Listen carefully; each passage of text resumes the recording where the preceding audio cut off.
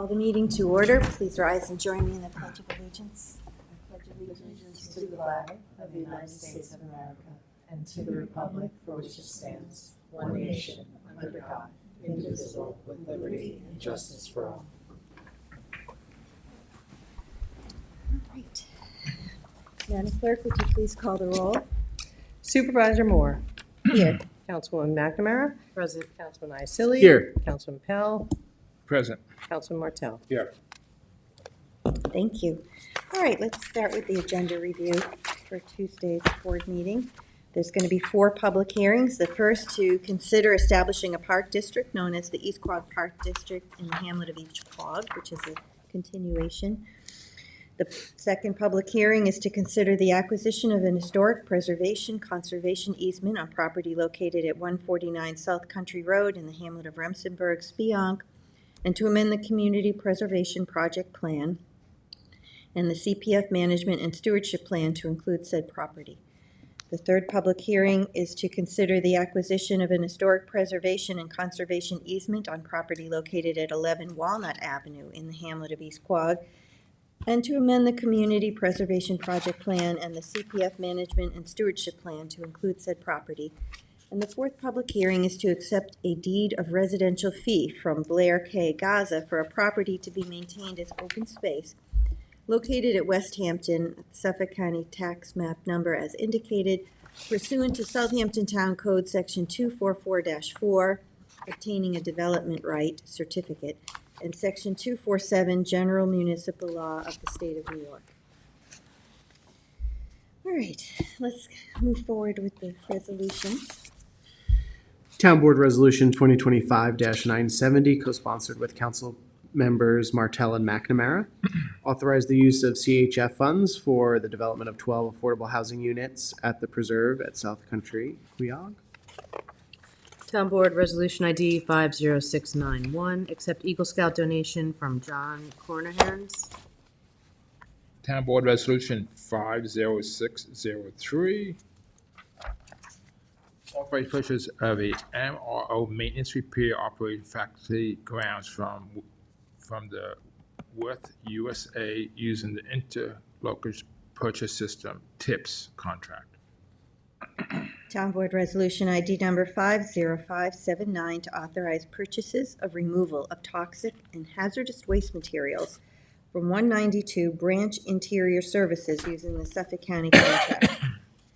Town Board Resolution ID number 50650 to authorize the supervisor to enter into an agreement with A. Martin Petrovic, Professor of Horticulture, to review the 2025 operation and environmental impact of the Bridge Golf Course.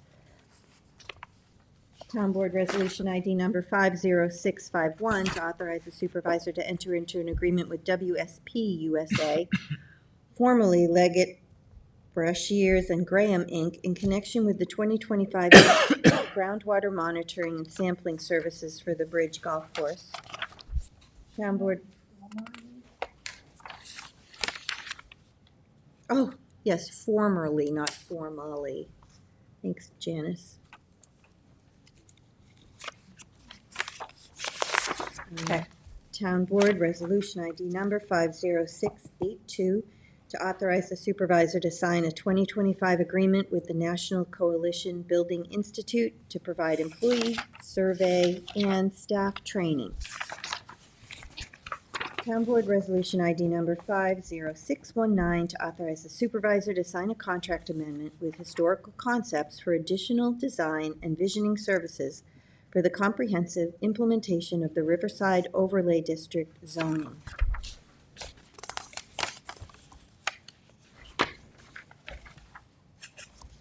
Town Board Resolution 50684, co-sponsored with Councilman Mazzola. Authorize supervisor to sign contract with Cove Technology, Inc. for document restoration.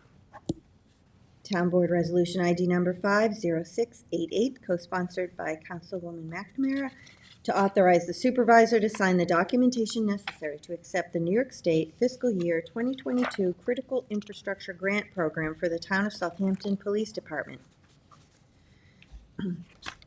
Town Board Resolution ID number 50689, co-sponsored by Councilwoman McNamara, to authorize the supervisor to sign the documentation necessary to accept the Tactical Targeted Grant Program from Homeland Security and Emergency Services. Town Board Resolution ID number 50658, co-sponsored by the entire board, to award and authorize the supervisor to sign a contract with J. Malomo, Inc. for Southampton Animal Shelter sanitary system upgrade. Town Board Resolution ID number 50683, co-sponsored by Councilwoman McNamara, to award and authorize the purchase of one 2025 Ford F-250 Super Duty from Nielsen Ford of Morristown, Inc., using New York State OGS contract for vehicles Class 1 through 8 statewide. And Town Board Resolution ID number 50685, co-sponsored by Councilman Iacilli, to award and authorize the purchase of one 2025 Ford F-250 Super Duty from Scorpio Motors LLC DBA Greenwich Ford, using New York State OGS contract for vehicles Class 1 through 8 statewide. Town Board Resolution ID number 50695, to recall and amend Resolution number 2024-1162, to authorize the supervisor to sign a contract with Johnson Controls Security Solutions for alarm system monitoring and maintenance at the David Crohan Community Center, 655 Flanders Road, Flanders, New York. And that's just to change the start date. Town Board Resolution ID 50694, recall and amend Town Board Resolution 2025-710, authorizing the supervisor to execute a park and recreation agreement with R is Rugby LLC. I think it's supposed to be R is for Rugby, or maybe it is R is Rugby LLC, for surf camp instruction.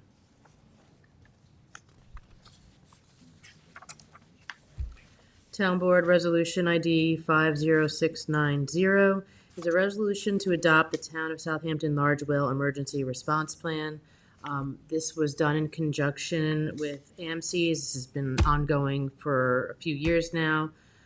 It's something that we worked on with the prior board, and I want to thank Ryan Murphy and Atlantic Marine Conservation Society, specifically Robert DiGiovanni, for working on this plan. It's really just a guide for our departments on how to respond and the best practices for response. It's also, they put together a list of equipment that can be used for strandings, and it documents the equipment we have since purchased, basically an excavator and other equipment we could get in the future. And Ryan I asked him to make a few small changes, and this will be forwarded to all of you for your review prior to our meeting on Tuesday. I also like to include the trustees, because the trustees, it's on the 26 miles of the trustees right away, and the trustees had some input, and the maintenance crew is most likely the first one to respond. Oh, they're all included in this bill. Yeah, but you did not say, and you gave, if you're going to give credit, you have to give the credit to everyone. You can't forget about the trustees, excuse me. Then I have to give credit to the highway department, the town engineer. I did not interrupt you, and I appreciate you don't interrupt me, okay? I was just adding on to your things, what you were saying, okay? Thank you. So And the highway, would you like and the it to say the town board and the town trustees have Yes. reviewed the plan? yes, please. Thank you. There's actually several town departments that have reviewed the plan. It was done in conjunction with the Bay Constables, with pretty much everybody that responds to these things. It even goes as far as to include the nation to be called for tribal ceremonies before any necropsy is done. It's Is that very, in the- it is is that in the plan, yes. So it's a wide range of agencies that are Yeah. included. Well, I know that there was a prior resolution adopting the proposal from them to do this large whale emergency response plan in 2023. So you're saying this is the final plan that they're presenting to us for Yes. adoption? Yes. All right, so And you it's- have or Yeah, somebody it'll will be distribute Ryan's copies? going to circulate to all of you. It has been circulated to all of the internal departments, including the trustees and the Bay Constables and the Town Highway Department and the engineer. They have all reviewed it, and they've all given their input, and they've all helped work on this plan and create it, and they're all included. Thank you for that. I know you worked very hard on this. So we'll have it in time to review it before the board You should meeting? have it by the end of day today. Oh, okay. All right, good. It's really, it's 8 pages. It's not a, it's not a lot to read. Thank you. You're welcome. Yeah, because I know there was an incident with a whale last year, and everybody was scrambling to, what do we do? Who goes first? What Yeah. about the nation? It's And been, so it's nice to finally have something. it's been two. ongoing for the last Yeah. 15 years. Town Board Resolution ID number 50663, notice, 2025 notice to bidders for public safety building demolition. Town Board Resolution ID number 50699 to amend the 2025 budget for various departments. Town Board Resolution 50697, co-sponsored with Councilman Martell. Authorize first-time homebuyers down payment assistance funding from the Community Housing Fund. So I presume this is allocating another 1.25. Yeah, that's what it seems like. That's great. This is 22,000 for an actual. Oh, this is for an identified application, right, Rick? Yeah. Jason Krasuski and Kimberly Mangle. Congratulations. Could I please be added to this? Yeah, why don't you add the whole board to that? Got That's great. This is the second one, I think, so maybe. I think it might be 2 or 3. Wait, I'm just trying to remember something. Okay. Town Board Resolution ID number 50700, co-sponsored by Council Members Pell, McNamara, and Iacilli, and Martell, to authorize funding for rebates for IA systems from the 2025 Community Preservation Fund water quality monies and amend the 2025 capital budget. Well, I guess I could talk to Jackie about it. We usually do $3 million a year. I don't know if this is $2 million on top of the $3 million, or this is to bring it up to the $3 million. Does anybody know? I think this is to bring it up to 3 million, but I'm not quite sure because we talked about it in exec a couple weeks ago. All right, we'll just check with her when she comes in today. Town Board Resolution ID number 50604 to authorize the town attorney to accept payment from USAA Insurance Company for damage to a Southampton Town Highway Department vehicle. Town Board Resolution ID 50659, authorize waiver of Parks and Recreation Facility use fee for the Hampton Bays Lions Club 14th Annual Over the Bridge 10K Run and 5K Run Walk on September 13th, 2025. Be added to that, please. Town Board Resolution ID number 50681, co-sponsored by Councilwoman McNamara, the resolution authorizing the acceptance of a maintenance bond for the Atlantic Hall staff housing. Town Board Resolution ID number 50605 to accept the resignation of Brandon Kelly, Senior Park Attendant in the Parks and Recreation Department. Town Board Resolution ID number 50581 to appoint Allison Palmore to Administrative Assistant in the Town Attorney's Office. Congratulations, Jim. Yes. Looking Town forward to Board it. Resolution ID number 50675 to appoint a hearing officer. Sunday, if you don't mind adding me to Town Board ID 50581, please, on page 27. So, Thank you. say, I'm sorry, 50581 Yeah, for Allison. for Allison. Town Board Resolution 50656, authorize the sole assessor to attend the New York State 2025 Annual Conference. I think Councilman Martell should be on that resolution. Please. For the Thank you, Mike. conference. Yep. 656. Got it. Town Board Resolution ID number 50672 to terminate a driver messenger in the Housing and Community Development Department. Town Board Resolution 50606, notice of public hearing to consider amending noise exceptions to allow the use, to allow for use of small speakers outdoors. This was part of the discussions from our last work session where we were considering amending the noise code as it pertained to construction, noise produced from construction, but this was part of the discussion as well to allow for some relief in certain areas.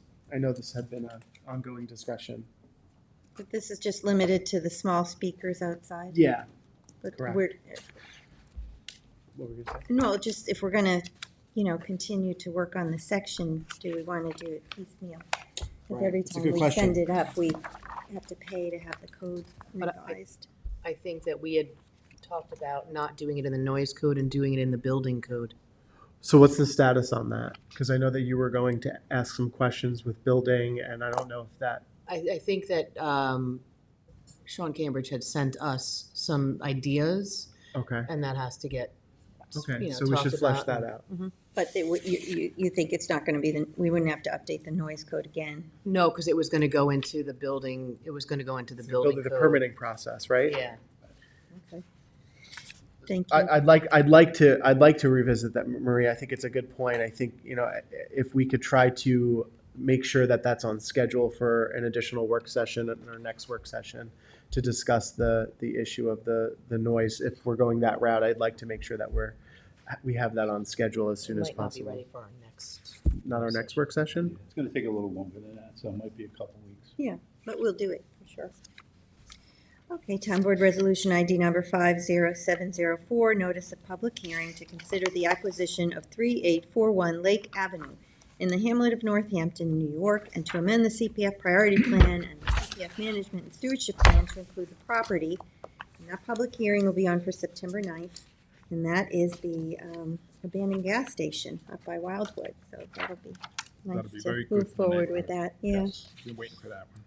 Town Board Resolution ID number 50573, to accept a deed of residual fee from Blair K. Gaza for property located at West Hampton, Suffolk County tax map number as indicated, to be maintained as open space pursuant to Section 247 General Municipal Law of the State of New York and pursuant to Southampton Town Code 244-4, obtaining a development rights certificate.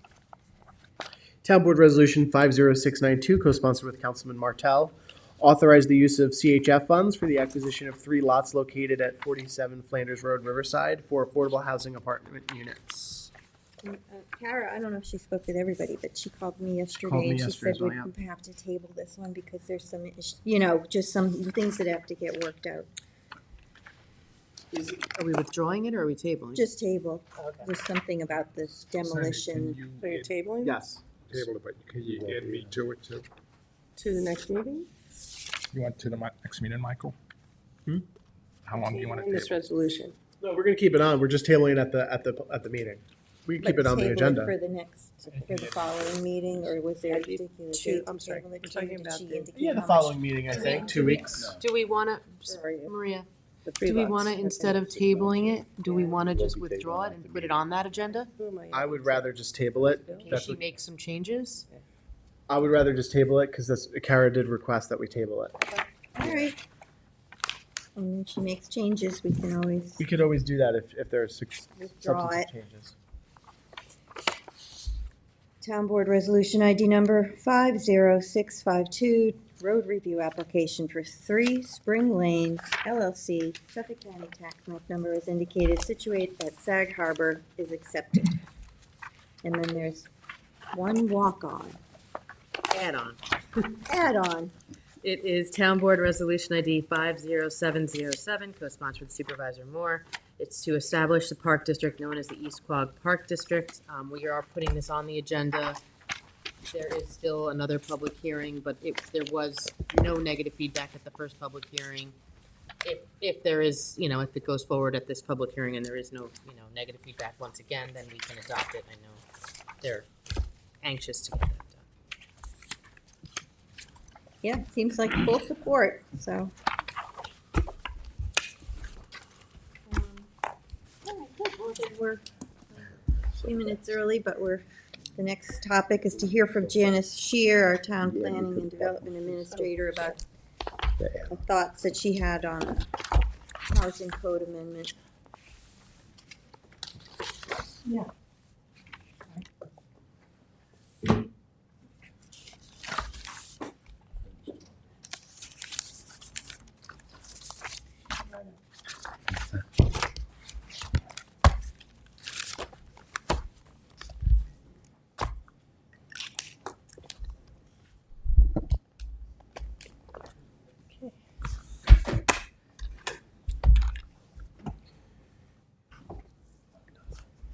It was in there, yeah. It's the first one. Oh, yeah. I think. You're right. Thank you.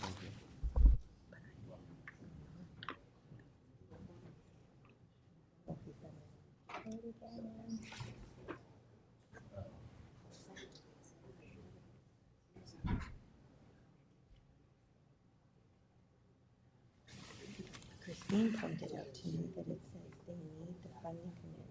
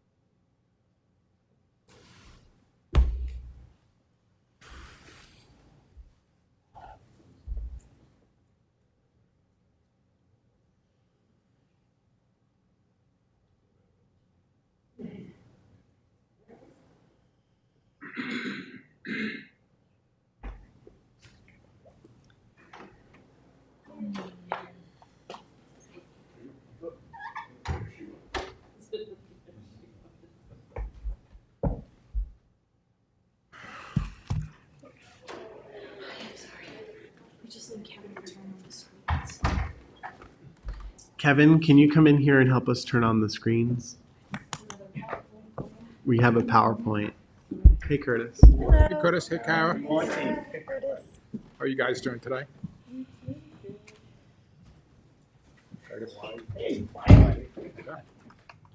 I think we have to schedule something for you soon. Okay. Yep. How you doing? No glasses. Not today. I left him in the car, so it was too late. I couldn't run back. How are you? You know Kathy passed away. Yeah. Yes. Her services are today. So, Pretty sad. yeah, big hole in our. We're all feeling it now. Yeah. Sorry. It's okay. Yes. I felt bad for Jamie. Yeah. I talked to him for 2 hours pretty much every day. He's just, it's like, what am I gonna do now? I don't even know how to pay the mortgage. It's amazing what, How do I, slideshow. How do I get, am I in the slideshow view? Let me turn, okay. I also had asked Claire to just come at some point up to talk about, the current planning process. Good morning. Hey. Thanks for having me. Oh, thank you so much. Hey Claire. Oh, hey. How are you? Good. I asked all for, here. I got Yes. Kara back, Claire Shea, Sheriff, Town Planning and Development Administrator. It's nice to be back before you. Threw together another PowerPoint just to keep us on track. But today we're talking about affordable housing and some immediate steps. I'm sorry, and Curtis Highsmith, of course, our housing director. Immediate steps that we can take, because oftentimes what happens is everyone comes to us and goes, how do I do this? How can I, wait a minute, we want to buy this property and the community housing fund can do it, but how do we accomplish these things? And so we've been looking at the code, and We can do it. we can't do it all at once, but we can make significant progress and steps in ways, in different ways, by looking at how you can fix the code based on your goals and objectives in the comp plan, in the housing plan, and things along those lines. So today we're just talking about one of these potential ideas. So that is, we all know that affordable housing designed to fit in with the character of the town is necessary. This is obvious, but I think that's very important to the character of the town and the character of the neighborhood. Yeah. Because you don't want to put 100 in one spot. exactly. You want to have mixed use in the, mixed ages, mixed use, and protect the seniors and also help the working force and affordable housing.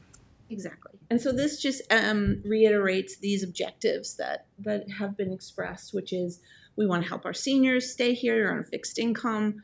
retaining our workforce for local businesses. That helps property taxes when you have businesses that thrive here. We want housing for emergency service providers, people who work in the emergency room, people who are, firefighting, police, other essential workers, alleviating those commute times, which is a big traffic burden. And that would help not only the person who's so stressed out driving 3 hours a day, but the people in our neighborhoods who are also burdened by all this traffic. And creating opportunities for future generations. So we all pay a significant amount of money to educate children and then they leave. So they should have an opportunity to maybe have something in place they grow up in without having to be a multimillionaire. So right now we have a few different town code provisions that address affordable housing. So we talked about floating zones last time I was here, affordable housing overlay, senior citizen zone, multifamily, and MFPRD. And then there's density incentives, which are another section of the code, but they all sort of miss the mark when we're talking about smaller scale residential. So these are all things that address larger scale. And when we were looking through these codes, the multifamily PRD, that last one, does have a provision about small scale, but it's like the way that it's written is in the MFPRD, which is a floating cluster zone. So you would need a zone change to get that. But then in there, it starts talking about 20 units or less as a special exception in the planning board. So it's like misplaced. So people understand it. They want to, what is the number for a small scale? 20 units or less. And what's the numbers for a large unit? Well, we're talking about, so when we say the words multifamily, that's another thing that is not closely defined. For lending purposes, multifamily is usually 5 or more units in a building. Okay. We're talking about up to 4 units potentially in something that looks like exactly like a single family home. Okay.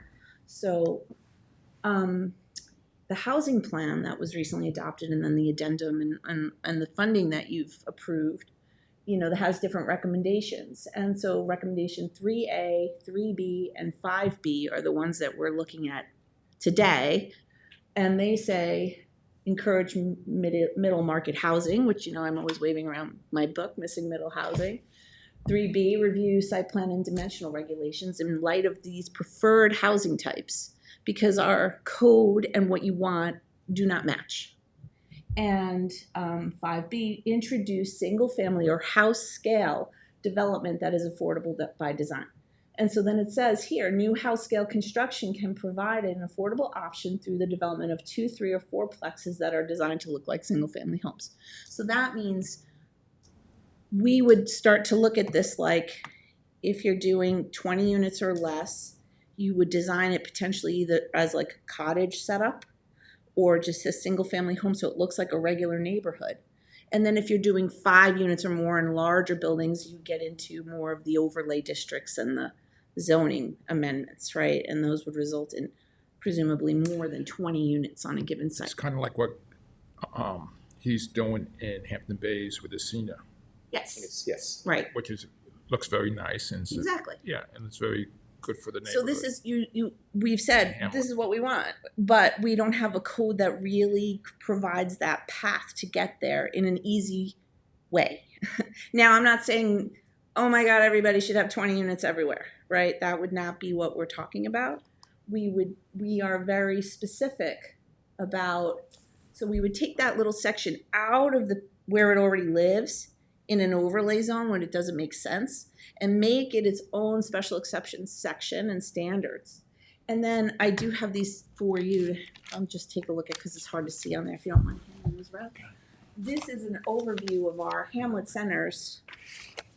Please take one, pass You it can down. see the rings around each area. The outer ring is a mile, then it goes a quarter mile, no, a mile, a half mile, a quarter mile, 500 feet. Same. And you notice all the green in between are all preserved lands. So we're not talking about sprawling all across our town. We're talking about keeping them on properties. I would recommend at least 2 acres in size. So, and that is smart growth. right? So you don't want to sprawl your development everywhere. You want to put it where it belongs The hamlet centers. or in close proximity to. So this is just principles of smart growth, define your public spaces. And can we just, I think it's important that we kind of elaborate on that. Sometimes people hear that, they don't really understand what why. And from a planning perspective, planners study this very much so, right? This is about living where you work, right? That's really the goal here, is to provide not only housing opportunities, but job opportunities for economic growth. So when we talk about smart growth, I think for the public's edification, I think it's important just that's emphasized. It's not that it's aimed at increasing density. It's really just a way in which you organize where certain clusters of housing goes based on the economic distribution that is already placed within the community. Absolutely. And also you'll notice, if I could just use your map for a second, on this map, the only eligible parcels are yellow without a little stripe through them. So there's not even that really many that this would work on, actually. So it's not like, oh, there's going to be a million of these.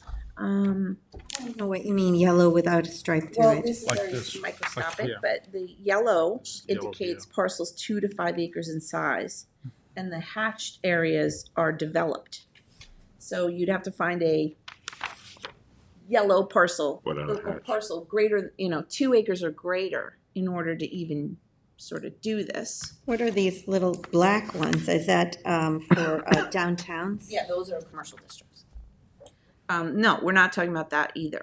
So we're just talking about where could you even land these, and there's not like there's going to be that many of them, but there may be some, and we've identified a few through our CHF purchases that make sense. But usually the concern is there's going to be a onslaught of, if you did 4 units in something that looked like a single family home, you'd only get 5 buildings, 5 homes with 4 equals 20.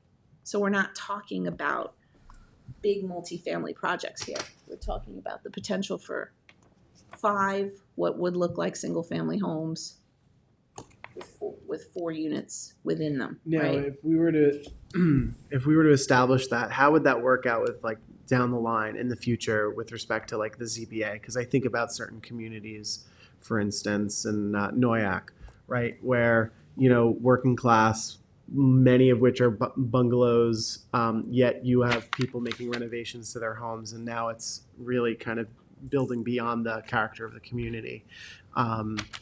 How would what we're looking at address that down the line? The other side of that is that you could do some cottage style development, and that would save these communities or save the traditional look and feel of,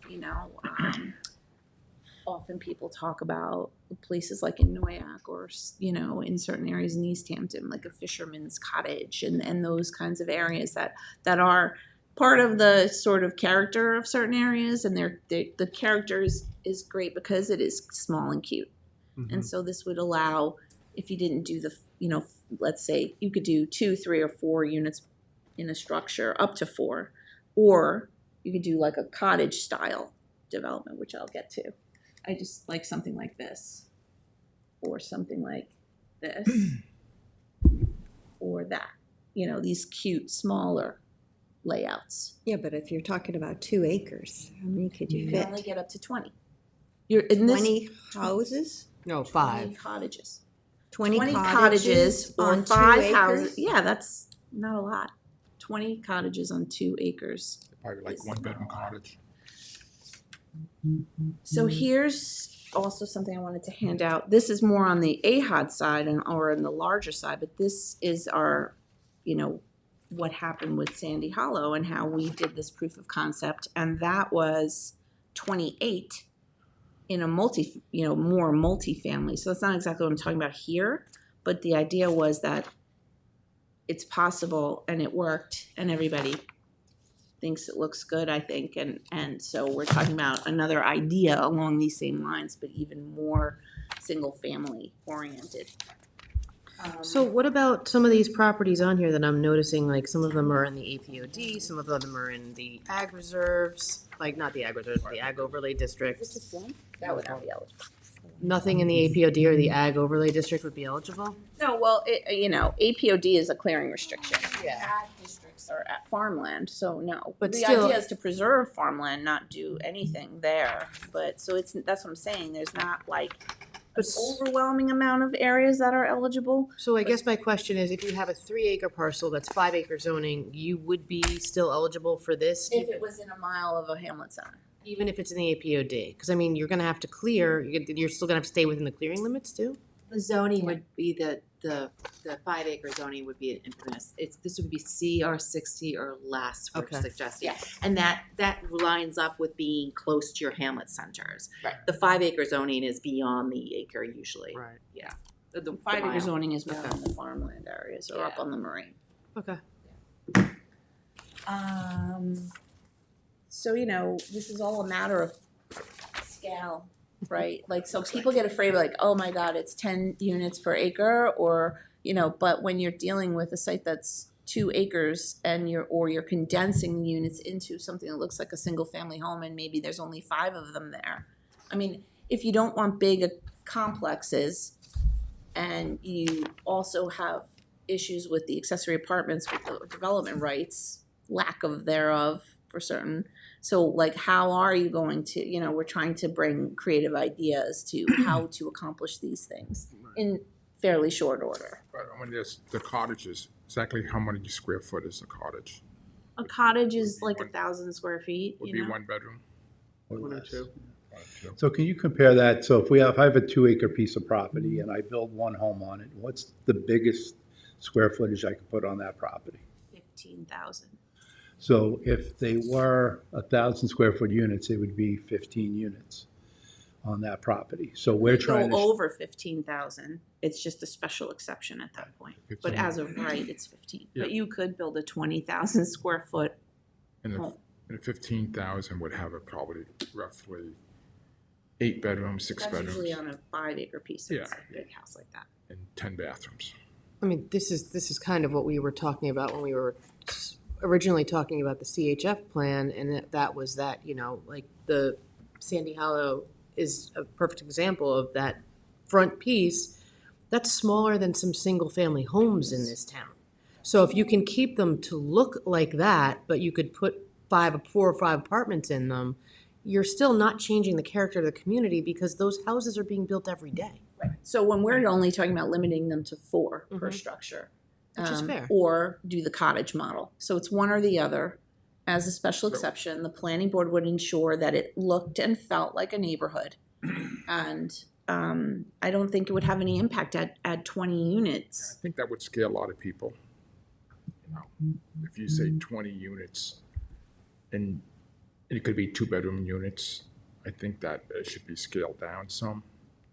If you're gonna have 20 units, might be, so many 2 bedrooms, so many 1 bedrooms, and maybe studio. Because if you have, in my mind, when you have 20 cottages on one acre or It's 2 2 acres. 2 acres, it seems, to the neighborhood, that's a lot. Yeah. A lot, and, If you I mean, it could be fine, don't get me wrong, but in my mind, it seems like, you're gonna scare people in the neighborhood. So you already have 20. Yeah. In the code. It's just under a weird section. Section, So yeah. we're saying, put it in a different section where someone can make that application and people can come out and talk to the planning board. Well, wait, I don't understand. If you said it's already in the code, It's under a zone change provision, Yeah. and we're saying, take it out of the zoning change. I thought there was something that if it's 20 or less, you don't need the zone change. It says that in a zone change section, so it doesn't make any sense. That's what we're suggesting. It needs to be pulled out of there and put on to stand on its own. Otherwise, you're still in a zone change. In a zone change section, it says 20 units or less as a special exception. Then you go to that special exception and it says X. So it doesn't make sense. So we're saying if this was already contemplated by a prior board, placed in a section that doesn't make sense, take it out of that section and make it make sense. And make it compatible with the neighborhood, within a certain proximity to a downtown, not having traffic impacts, designed in a way that it won't Could, hurt anyone. And you're chipping away. You've said you don't want these big 50 units, 100 unit. So we're saying 20, now that's even a lot. Like, I mean, I agree with Bill on this. I think if you're saying 20 cottages on 2 acres, that's a lot of density, and to have that go to the planning board as a special exception and not come to this board and be subject to the traffic studies and the school impacts and. it would still be subject to all that, but yes. Yeah. There is a limitation too. We're talking about 20% coverage. So that is going to prevent 20 cottages on the face of it. I err on the side of not putting things like this before the planning board because they are controversial and they're not elected officials and they're going to take the heat for all of these things that should be coming to us. So do you want to then, if you don't want to do that, change the affordable housing overlay and make it so that you're placing these things on the and each one is a zone change application? Or you could have a special exception to the town board. yeah, or I think either way. Smaller ones. But that's Yeah. like a conditional use permit. We don't do special, I mean, that's a bit of a change. You could do special exception, but yeah, how about if you do it like, instead of doing 20, you might say 10, that if you want more, you have to come, or 5, you have to.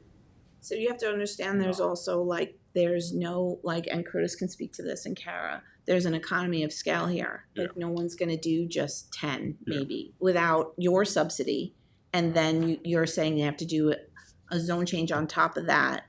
But we are willing to Like subsidize these projects. Curtis's project with the senior. I'm open to however you wanna handle this. I'm trying to figure out how do you want to do So it? I'd like to, just, if I could, pass out a little analysis that I did, all right? So we have, right now, 5 properties that have been assisted with the Community Housing Fund that right now need some sort of zoning. These are all small-scale projects of 20 units or less, and we're seeking to do this. So I think it's important to remember for this board is, okay, we're talking about I would actually go a little bit smaller than the 2 acres because we have several of these properties that are just under that 2 acre limit.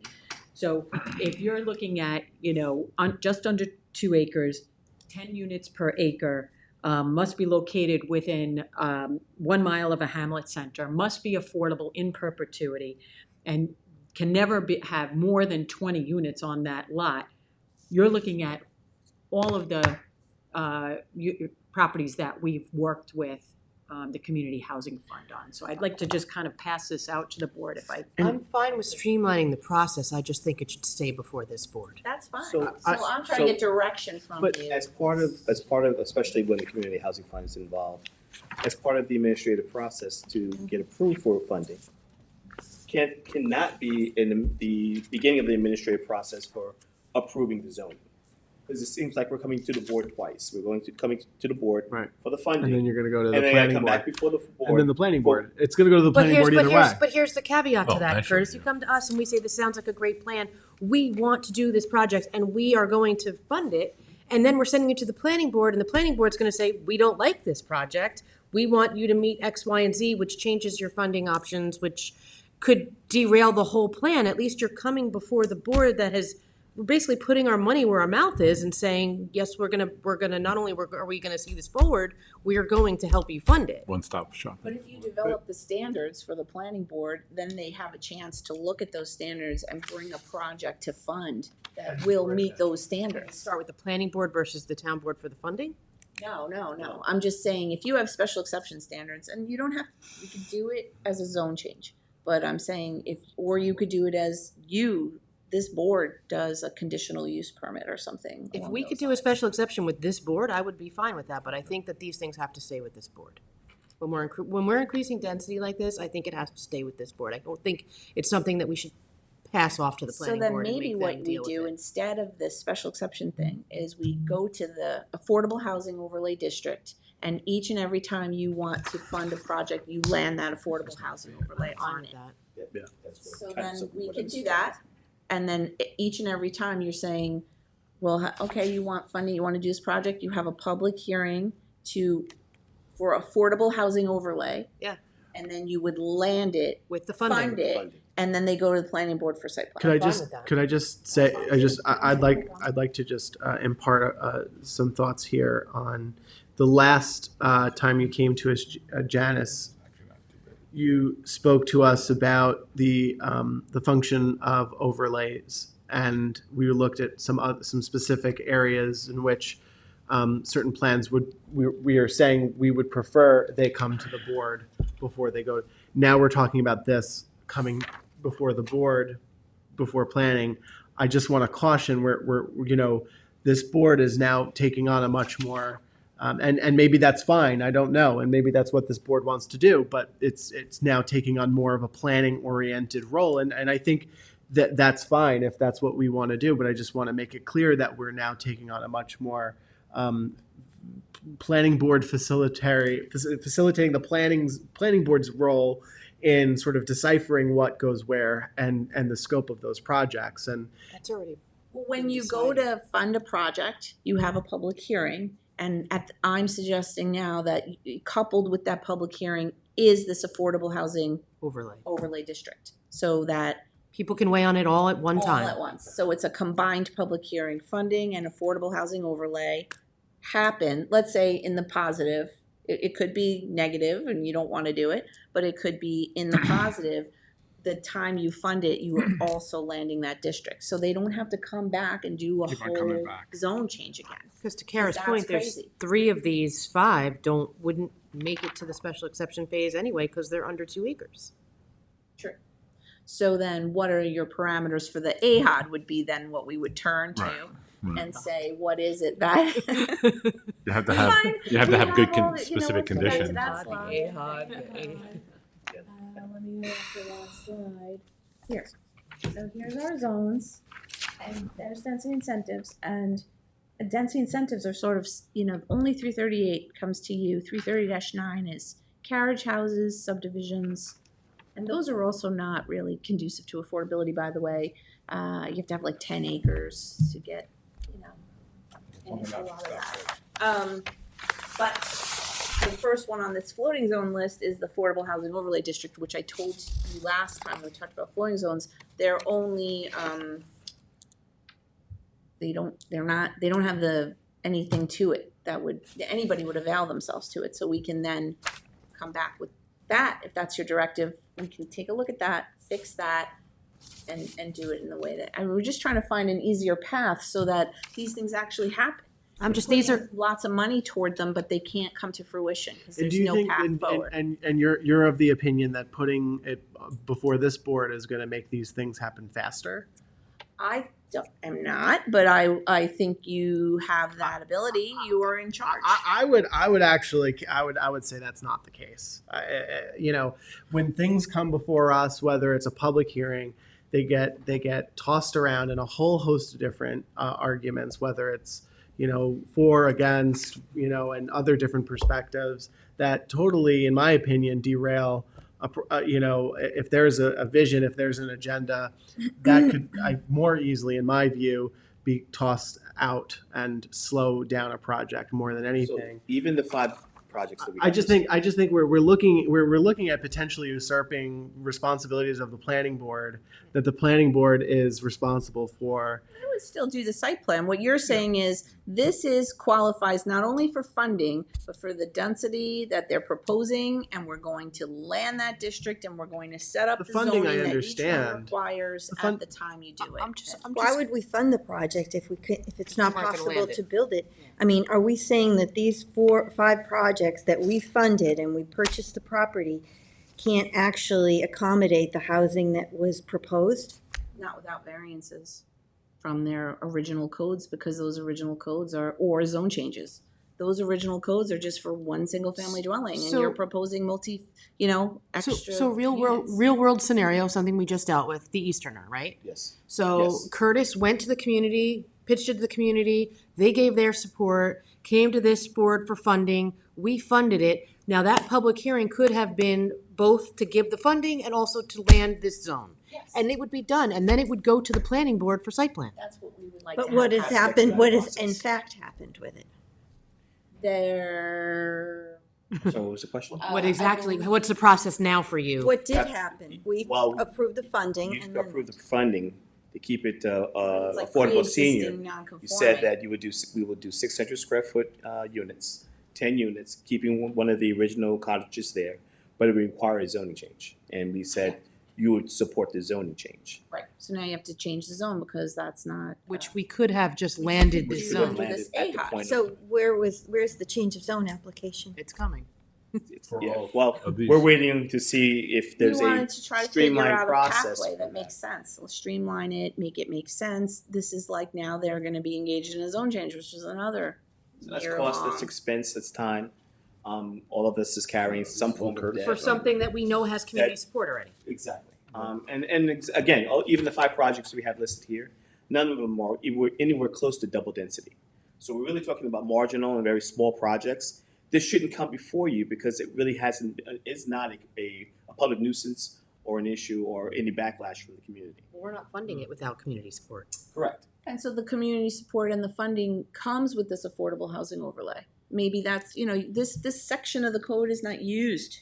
So like. And then it you goes can to the take planning this board for as, site like plan. your thing that works out the process and figures out like, well, what do they need here? And give it to them at the time and then fund it all at one stop shop, assuming there's support for it. If that makes sense. Yeah, and some of these projects that are on this list have not been funded, and they haven't been funded yet because we have this issue. So, It's kind of at like an impasse, like we don't know what to do and what You you have want to zoning do. and you have health department too. Well, These but are all like gonna the require health 90 department. North C. Mecox. 100%. 100%. 90 North C. Mecox, that was funded, right? No. no, and neither was the Sandy Hollow. Sandy Hollow Part 2. Part two. Yeah. Well, that's but 90 North C, you just needed a variance, right? A variance? Yes, the rear yard setback is like 50 feet, but you've got a cottage setup that doesn't match the rear yard for like a single family home, so when you're dealing with a certain prototype, those should have their own sort of setbacks, which we can add to this AHOD, so that it's clear, it's zoned, it's not like you're just making up it each time, we And I can don't make it think- very specific. I think when the community came out for those public hearings for the funding, I think they think that once we fund it, it's done anyway. I mean, I don't think they're looking for another public hearing for zone changes. I think they feel like once the town funds something, it's pretty much done, because why would we fund something that we don't support actually being built?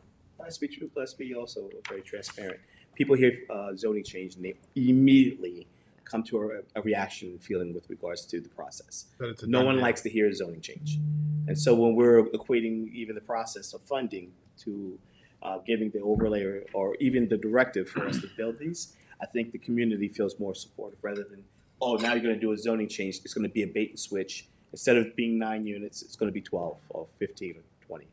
Well, that's where that affordable housing overlay should come with your funding, so you know you're landing it, you know what the parameters are, and it's, because it would be so nice and neat and tidy if everything fit the way the zoning fit, but the truth is the zoning is not conducive to what you need to have happen here, and that's why we're in this predicament in the first place.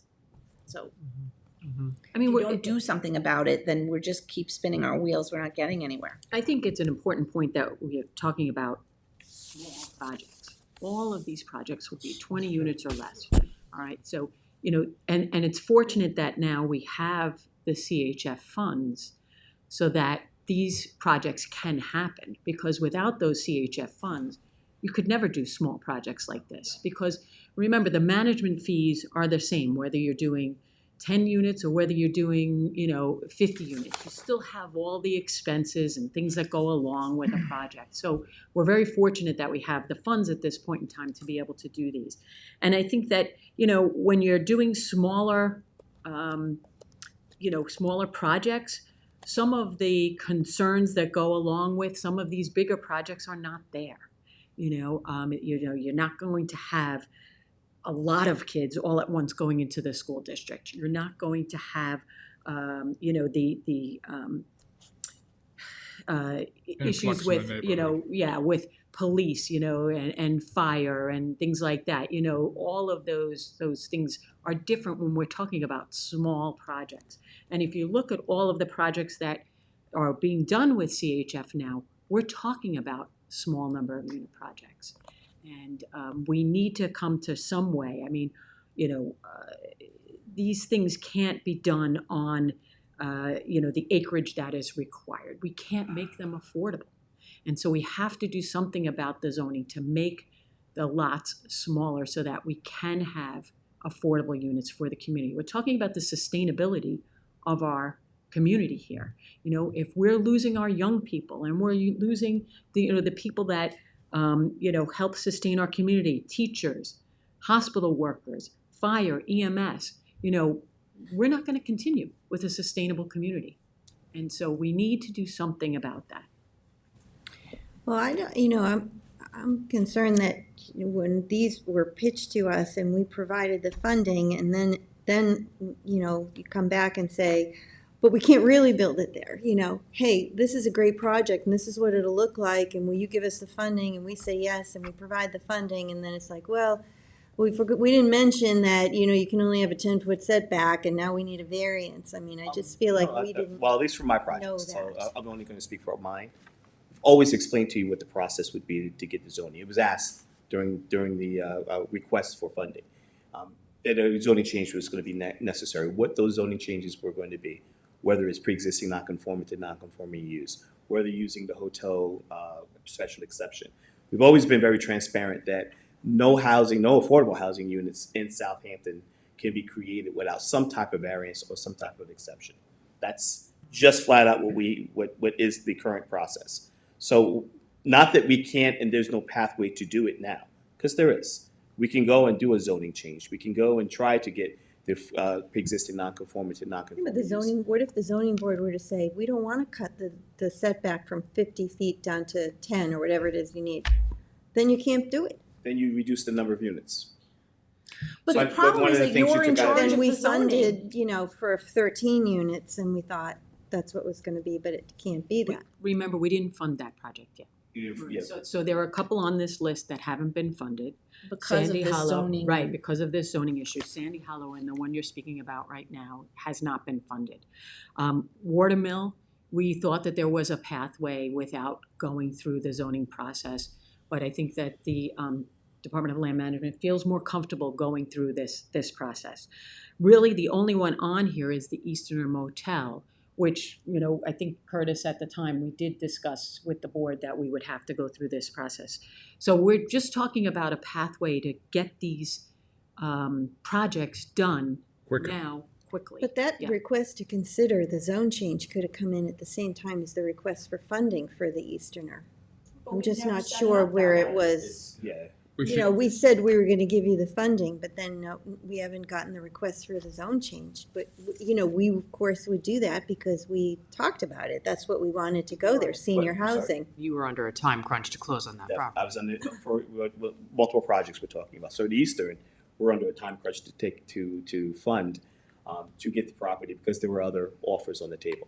90 North C Mecox, I did go in and we did have a pre-application for that project itself. And that's when it was determined what we were going to do is a 6-lot subdivision. And we were going to do single-family homes, accessory apartments. And there were so many different renditions of that project, which the community helped us come to what our current proposal is. But with all that said, we did come before this board to ask for the zoning ahead of time, beforehand. And then said, well, let's make sure that we can acquire the property, we can pay for all of the necessary expenses that are going to take place before we actually go through the zoning. There's a risk, and I'll say this. The same amount of work for us to request or come before you for a zoning change for 50 units, same amount that I'm going to have to ask for 9 homes. That doesn't seem to be fair. We're talking about 9 homes which are on one of the projects, which is only 2 or 3 units more than with as of right. Should that come before the board as administrative process? Or should there be a pathway for us where it doesn't become a community issue, go right through the planning and let the planning department dictate what the layout would be? Yeah, we're talking about small scale, so you should keep your, whatever you want to do. And if you want to roll this but- out that it be a not-for-profit development corporation be the one to, or a housing authority be the one and the only agency that can take advantage of it, just upfront now, and see how that process works. Because I think the concerns are who else comes through this door and asks for the same consideration, and now you have multiple applications for large projects. Well, that was my concern about the process, as I referenced earlier. But I understand the need as it pertains to these specific projects. But also it should be a level playing field for anyone who wants to do this, right? So if someone wants to, they have a piece of property that's been in their family and they want to develop, they feel, we've had many people come forward and say, I feel strongly about providing affordable housing. I've lived, my parents owned this since 1945 and they wanted to do something on it. So I just am saying that if, as long as it's fair and level playing field and people can come in and you can say, we'll support that with affordable housing, and you set up the density that you and the community feel comfortable with, and we can work out whatever there, because the thing is, you're the legislative board, and then you say, well, you have to go get a variance. Why wouldn't you just set up whatever is necessary at the, you have all the power to zone. You don't need to send somebody to the ZBA. I also don't want people going to, say, the planning board and saying, well, we're allowed up to 20 units. I want it to be this board because we can say, not on this piece and not in this location and not based on community concerns. You can also do that with the funding. So if you have an applicant that's coming for CHF funding, you can say, as this board, we are only going to fund it if it's not 20 units, if it's only 10 units, and then you can increase the funding, CHF funding to help that. But to Janice's point, if this exists as a special exception and they're just going to the planning board for up to 20 units and they're not coming to us for funding, then that's out of our hands. And then we also then have to answer to the public of how did these 20 cottages on 2 acres get it into our neighborhood and it doesn't fit the scale of the community at all? Well, it was a special exception and it's an allowable thing. Realistically, a developer is not going to be able to do this without some Maybe not assistance from us, but maybe they get their assistance outside of this town. So I don't. We have no objection to you keeping your control over it. It's not a problem. We're just trying to figure out a way to make this actually happen. But how are we, I'm missing something here. How do we avoid having to do a zone change? We still have to do the zone change, right? Well, I just laid it out, but you guys are not interested. We land the overlay district when we give them the When you funding. do the funding, yeah. And if they're not asking for funding, they just come in for the overlay district. Well, either way, Or but change yeah. the zone. It's always a zone change. Okay. So I thought you liked the 20 unit or less idea without coming here, so we developed this idea. Yeah, we do. Throw that out. No, you don't, because you some of wanted it's to come good. to you first. Don't throw it out yet. Oh, okay. Yeah, some of I'm it's getting good. confused as to which way we're headed here. Again, also remember, which I think is very important, is this can only be done in a certain area. So it can only be done within 1 mile radius of a hamlet center. And you have to have 2 acres, which are 2 very big. And the reason for that is because we want the walkability. We want people who, to be able to afford these units. People who maybe work in the hamlet centers can walk to work instead of getting on the road, walking to their jobs. I mean, that's the whole point here is, and then be able to afford something, either be able to afford an apartment or be able to afford a single family dwelling unit within. I like the proposal. I just want to know a little bit. I want to get drilled down on the process a bit more of how this works. Because when Christine was here and we were talking about the overlays, she had kind of helped you both actually discussed what the process would be like of somebody coming to the town. Who are they going to first? How would that process work out with the board and the planning board, if you don't mind? Right now, any of these floating zones are technically zone changes because they exist in the abstract until you land them, right? So they are just concepts until you take one and apply it. And to take it and apply it is a zone change. No doubt about it. And can you just explain land a floating zone without a zone. What's required? So zoning changes happen in a 2-step process under 330-185. The first is an elect to consider process where there's a work session. We just had one, again, just to reiterate, because there was new people on the board with the one up in, let's see, Epley. they pitch their proposal, that you ask them if they've gone to the community, get community, input. People write you letters or call you and tell you their thoughts on it. Sometimes the board, it's, certain ones have been controversial where they've actually had a public hearing before you've even considered it. So that has happened over the years. You don't have to do it that way. But then you make a decision. Yes, we're going to consider it. We're going to move forward. Because that way this person isn't doing the time and expense, carrying the costs, making surveys, doing all the things necessary. If in the back of your mind you're like, no way, I'm not. How is So you that get to saving tell them time, upfront. like for the Easterner? So it doesn't seems save like it's time. the same Yeah, process. It is the same That's process. what I'm not getting. So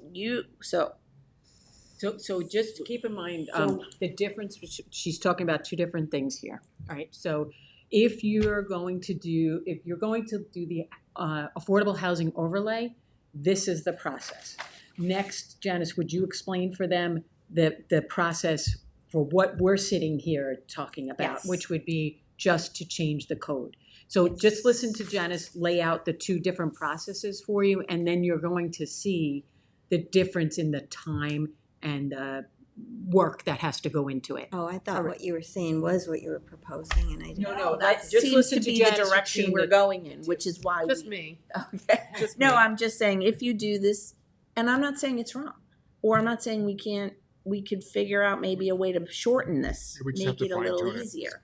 Continue the process, So and the then that way we process- So can. this is the zone change process. This Yes. would be landing the floating zone going this route, Yes. all right? And that would be any number of these. You could do MF44, PRD, senior, or the AHOD. They're all floating zones and you're applying them. They all have different standards that vary.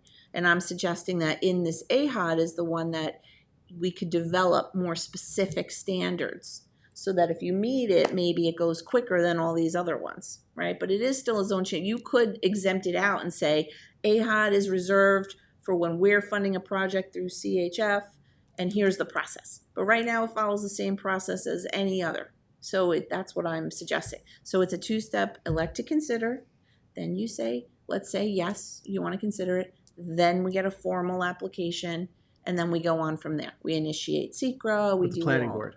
No, with you. Okay. This is all your realm.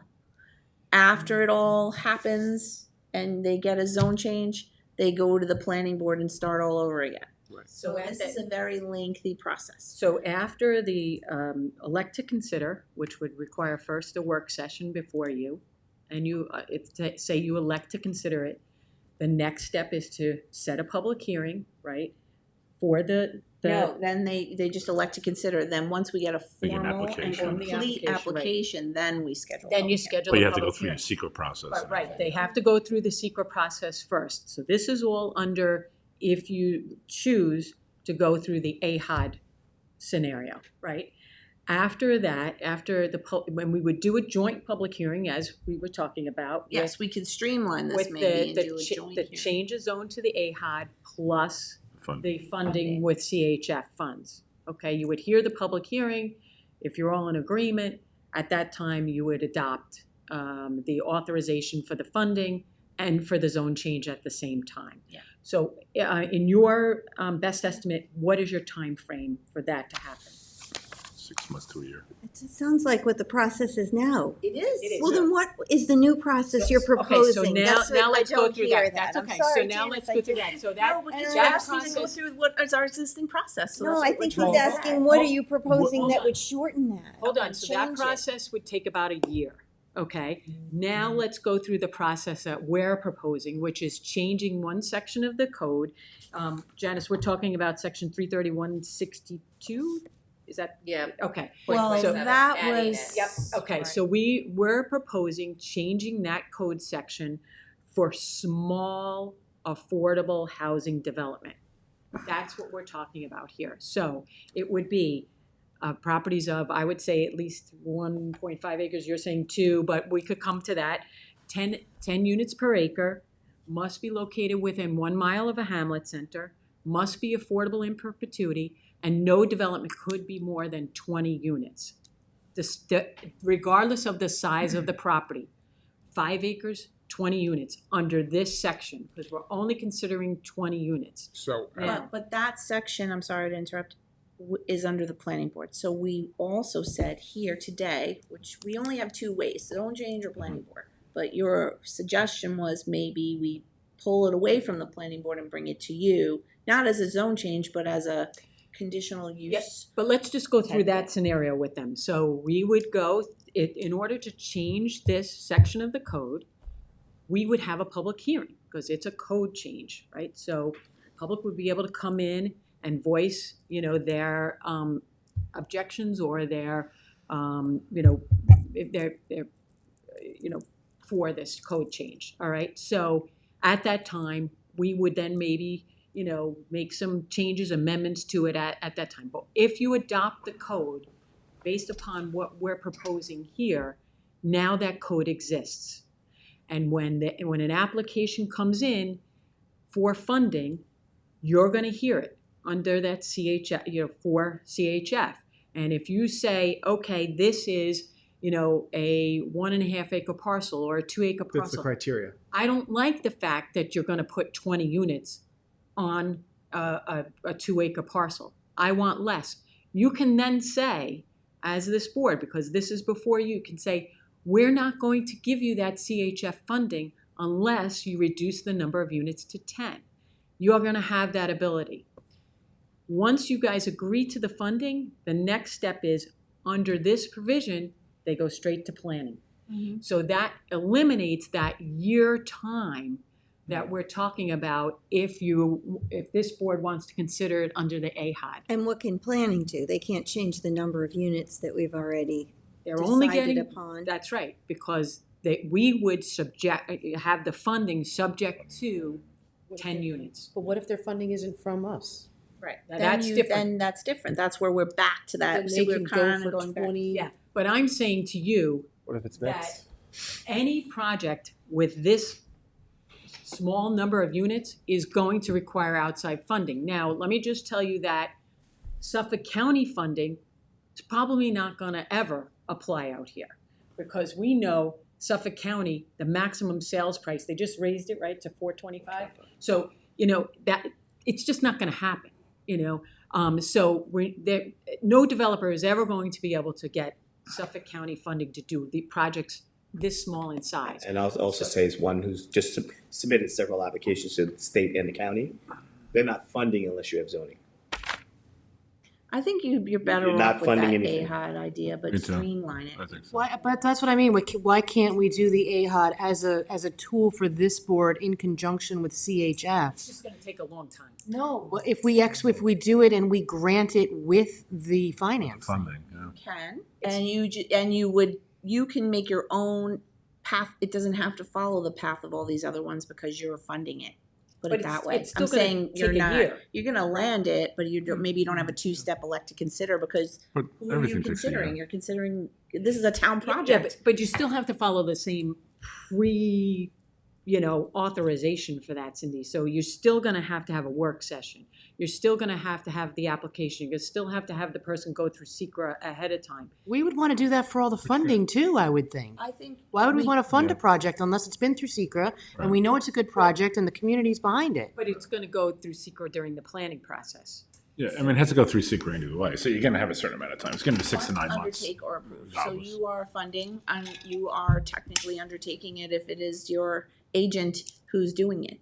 So- I personally feel like if we're funding these projects, they should go through SECRA I and think they you should just have could community cut out support. the elect to consider component Yes. because you Yeah, don't you can have do a that, yeah. typical applicant in Right. these scenarios. These are your town Right, right, projects. right. So that may cut Yeah, out. if we're Yeah. funding it, we don't need to, So you should don't we need to- consider it? We're Yeah. off Yeah. course. So that's what I'm saying, like, I think you can, And we makes no can, sense.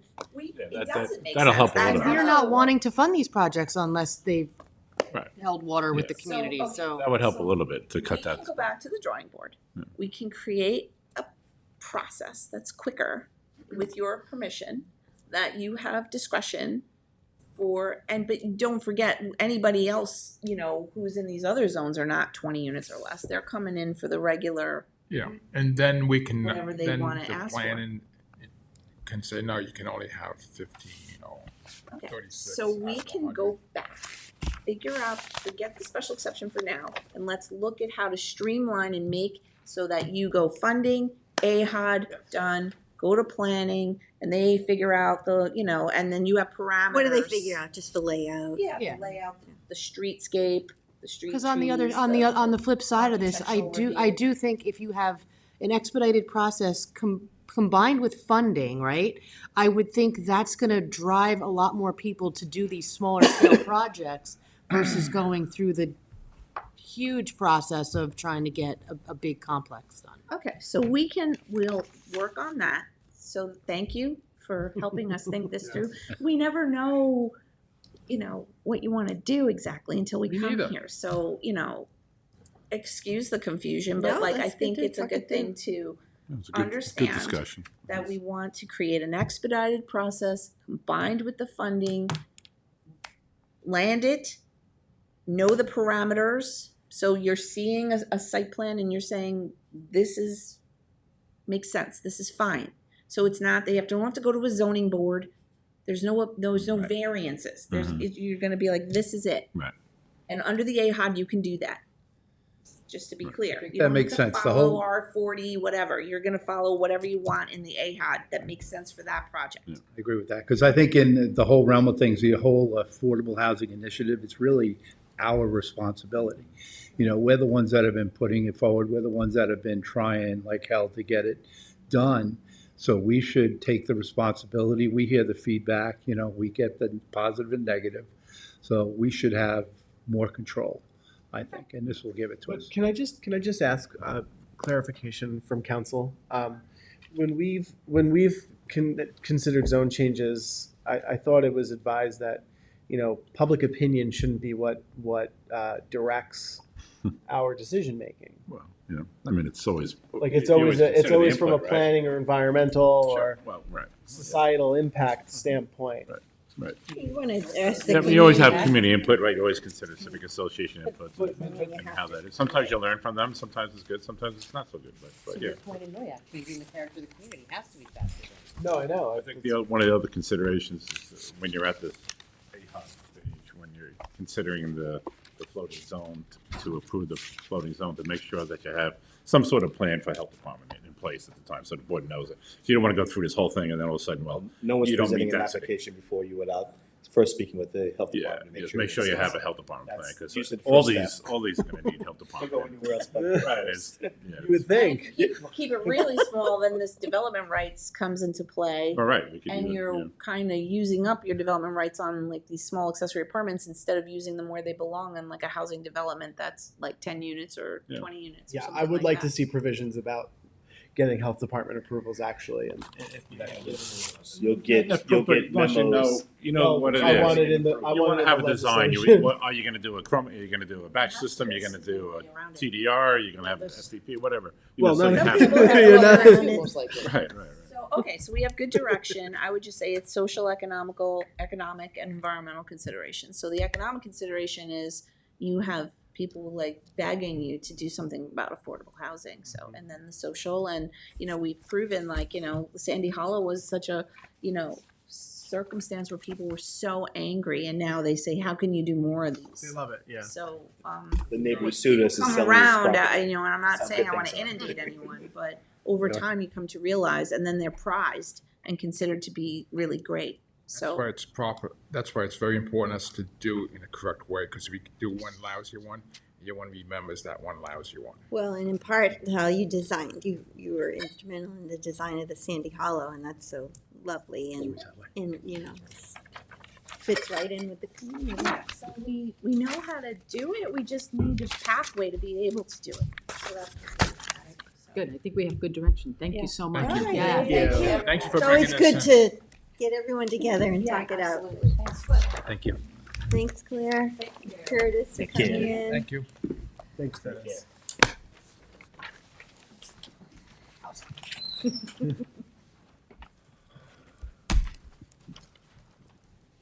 All right, so that brings us to the supervisor and town council member liaison updates. I think we started this one last time, so you ready for Cindy, or do you want us to start with Yeah, I her? had Hampton Bay CAC last night. We went over some community concerns. We discussed some. Hampton Bays CAC is the same night as the Franca CAC? Yeah, Huh, Franco okay. meeting. We split up last night. So we kind of try to come up with times that work for the committees. So it's generally not always the best for our schedules, even though we're co-liaisons. But we went over some community concerns. They have some concerns about people just not paying attention to stop signs, which is a townwide problem. I think it comes also with people using these navigation apps and just driving where they're told to drive without paying attention to what's on their path. But we were discussing the sidewalks that Highway Department is currently doing. They are currently repaving in front of the school, which is great. They're gonna have a new crosswalk installed before the start of school. They are adding a sidewalk, you said, Rick, from Foster to Lynn. On Shinnecock. On to Lynn, Shinnecock. yeah. And they're also adding one on Wakeman to Bay Avenue East. Which everyone was kind of they were happy about that. And, it was a reminder to them that, we tend to focus on the negative things going on in the community, and they do have a lot of positive things going on as well. It's been a very busy summer. They've had a lot of business downtown, and the restaurants have been doing really, really well. They're experiencing definitely some yeah, but also I think a lot of their problems too that we discussed last night will be helped with additional foot traffic and some new businesses downtown, and that's all part of what we're trying to do. So. Good. On that Thank you note, for going. the highway department's doing a great job on the sidewalks. Charlie has taken it upon himself to really, piecemeal the jobs instead of one long stretch. Take care of what's close to downtown. Take care of what's close to the school district. Along with the paving at the elementary school, there's a remarking they're doing. It's a little bit easier to get from sidewalk to crosswalk to school, and the crossing guard has a little more field of vision. All these things that he takes into consideration that hadn't been done in the past. So Bill, give him our thanks, and, doing very well on that. Thank you. To that point, though, Rick, I did want to ask this board. I did ask about, and Highway's been very responsive to community concerns for the speed signs, and right now they've been moving around the speed trailer because we're out of signs. I did think that when we got those signs to begin with, they were going to be temporary installations and they were going to move around, but that doesn't seem to be happening. So They I don't know could. if there's a. They could, but I think we need more of them, though. I mean, I don't know if this board would be open to. Oh, Flanders wants them. Hampton Bays wants them. East Quogue See, wants they're them. popular. Yeah, we put Well, one on Long Neck. But the whole point is, once they're there for an extended period of time, people tend to start ignoring them. So that's why I thought we were going to move them. But if that's not the case, then we do definitely need to order more. I think we should order some The more. only time they're ever moved, I think, is when a neighbor complains that it's in his window, Yeah. and, blah, blah, blah. So we definitely need more. Actually, they did move a few. They did move. They did rotate a few, but I do think long term, until we get some of this traffic management under control, and I know that the police is working with my office, and I think the supervisor's office. We're talking about looking at some AI technology that can help equip the police with very targeted enforcement of speed and volume on certain roads. I think those speed monitors are nice, and I think it's a good way to remind people, slow down. I think especially when they flash to slow down, it's a nice touch to remind folks to pay attention to the roads. Actually, yesterday when I was driving out with Mark in the morning, that got brought up, and I said that we would meet in the next couple of weeks with Michael and about moving some more around, because some of them, like you say, are getting stale, and just rotate a couple. Yeah. That would be good. Good. He said after all the hurricanes go by. Yeah. So Well, thank you, Cindy. yeah, you're done. Yep. So last night I was invited to attend the Gabreski RAB Remediation Advisory Board. the National Guard was there, and members of the community. Mayor Truehold is the co-chair with Colonel Weinberger, and just a discussion on some of the remediation and Superfund cleanup that's going on in and around Gabreski Airport. So, that's been ongoing, and there's a lot of work that's been done over the past couple of years, and a lot of positive progress has been made. So I want to thank actually Bob Moser for sending us and my office just a quick update on that, because we didn't know of some of those updates, so it was nice to hear about them. We weren't informed about that, so I'm glad you went and got the update. Yeah, and I also attended a community meeting with the Southampton Association. Gave an update on some of the some of the legislative efforts that we've made. Some of the key recommendations of the traffic mitigation report. Some of the things that we've taken action on already, and what's left to do as well. They're very happy to hear some of those things, and they obviously know there are still a lot of challenges ahead. So they're looking forward to being a partner with the town on a number of initiatives. And I just want to give a shout out to Thomas Vermaelen. He was our summer intern in CRC, did a nice job this summer, and we thank him for his work. Oh, good, very good. Yeah, we had some nice interns this summer. Thank you. Well, I met with some people from Head Start earlier this week, Yvonne, Annette, and Christina Foster, and just to give you an update. I mean, of course, they were thrilled to get the funding from New York State, and they want to build. They have their own parcel, and they want to construct the new building. And they said the money they got from the state would be enough for the building itself, and they're waiting on a grant from Senator Schumer's office for the rest of it. But they have the concern about what are they going to do this year, with the school season starting very soon. And they said there's a property up in Riverhead by the Toys R Us, where it used to be Toys R Us. This doctor's office is up there, and there are 3 units for rent, and so they would like to get those, but there's some right of first refusal to the doctors, and they're waiting. So, we discussed in the meantime maybe they could rent some trailers, and I thought we would be open to allowing them to put the trailers on the property that we had previously had their building on. I told them we would, talk about it as a board. I didn't think there would be an issue as long as they said they had funds for any kind of site plan prep if we needed to do anything to accommodate the trailers or like a septic. The property has to still finish being cleaned up. Yeah, it has to get cleaned up. And they wanted to know if they could put a sign at the prior location referencing the new location. I thought that's pretty reasonable to ask. So anyway, we're just... they're going to look into that and keep the communication open. They said they only have about 35 students right now, and they're trying to get more students, but, on the other hand, where are they going to go?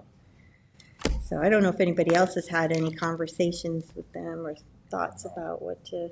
But 35, it doesn't matter if there's 2 kids or 35 or 40, every kid's important. Oh, yeah, sure. Just need a place, so maybe the trailer idea would work for them.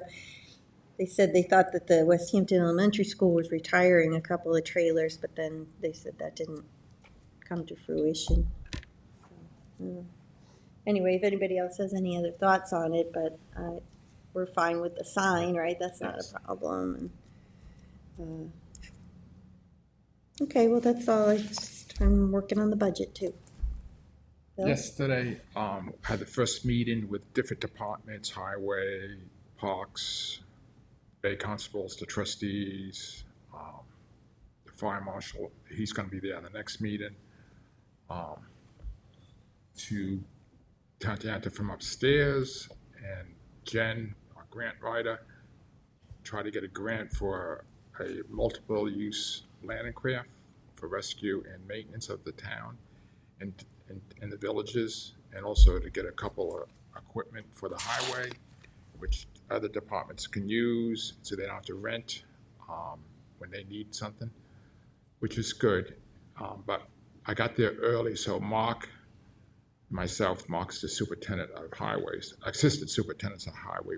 He gave me a tour of Hampton Bays. We drove my trucks, and they didn't know who he was.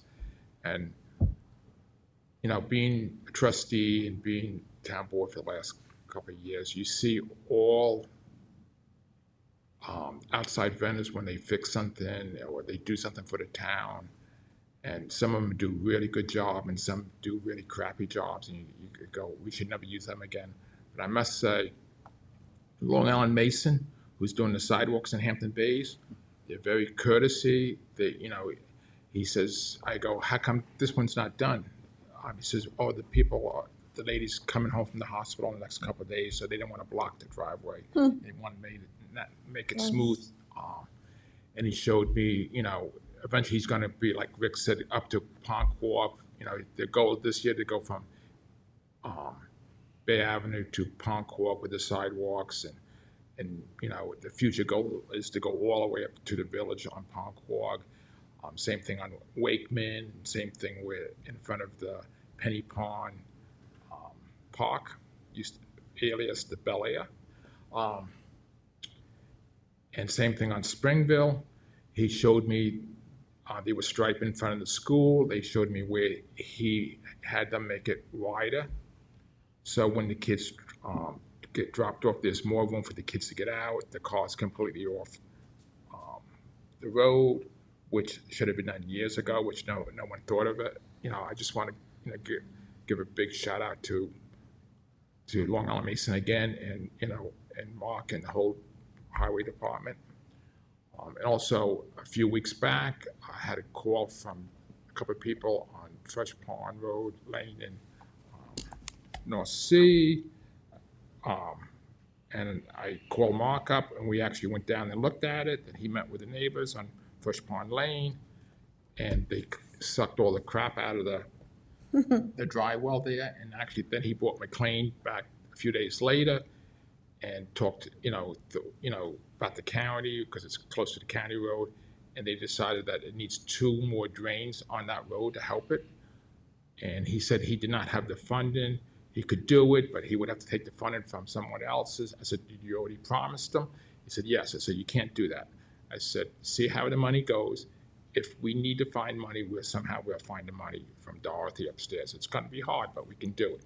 He called me the other day, and he said, we had some extra money from another job, so hopefully in the next couple of weeks, those new drains be put in on that great. street for that neighborhood. Love that. And again, the highway is really helping us and working with the town board to get things done for the people. Yeah. That's how it should be. Very good. I agree. That's all I They're got. doing a great job. People appreciate it. They Yes. see it. I'll add to that, Bill, that constituent actually reached out to me and he followed up and he said, after the last rain, it was the first time in 10 years that road didn't flood, Yeah. so they were very Yeah. happy. That's what people want. They want What their people roads want. paved and their rain to And drain. actually, years ago, when I was a trustee, that was my area. I tried to get drains in there, and it was like, could not happen. Well, now it's happening. So Yeah. we got a good team. Good, thank you. Well, Charlie and Mark are great with highway, but remember that, you guys have added quite a bit to their budget, and staffing and trucks and all that comes into play. It's amazing what happens when you have the materials to get things done. Well, that's true, because we have to support them in order for them to Absolutely. be able to do their jobs. It's a team effort. Definitely a team. So a couple things. Last Friday was the Youth Bureau Summer Internship Graduation. I just mention it because, I've worked with kids a lot over the years, and some of these kids coming out, I swear they could sit here with us right now. They're very intelligent kids. They're hardworking, and I want to commend the Youth Bureau and especially all those interns for the great job they did this summer. Saturday, the Southampton Animal Shelter had their Shampooch fundraiser. So, you go get your car washed or your dog washed. I did walk around the shelter with the director and kind of get a lowdown on what the new kennels were going to look like and how everything was going to good. be. It's quite a big project. There's going to be a lot of demo involved, and you have about 10 days left to foster Otherwise, they all the pets have to be shifted to another building, so. They still have some, I know they have a lot of cats, They but have the plenty. dogs too. Yeah, they have, still and some. rabbits, believe it or Ah. not, they have a ton of rabbits.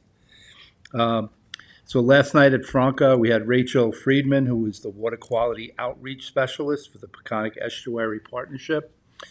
She did a great job. She basically keyed on, the IA systems and how important they were and how the funding worked and all. So it was a great meeting. I was happy that Franca brought somebody like that into the public. And tonight, weather permitting, is the last concert in the park at Good Ground Park at 6 p.m. It's Soul Jam Review. It's a great concert. Thank So- you. Oh, yeah, I forgot. I went Saturday to the Southampton Fire Department Chicken and Ribs Barbecue, which they was doing an amazing job. The food there is Nice. really great. They had 3 bands. It was a really nice event, so I always want to go to that one. it's a good one. You think about the people sitting, you paid $45 for this giant barbecue meal, and there's people sitting across it. Shippy's paying, I don't know what. But, they got the music too, so. Yeah. They give the Flanders Men's Club a run for their money, that's Yeah, for that's sure. good. Yeah. All right, well, if nobody has any other comments, then I move to go to executive session for personnel, confidential legal advice, contracts, and acquisitions. Second. All in favor? Aye. Thanks, everyone.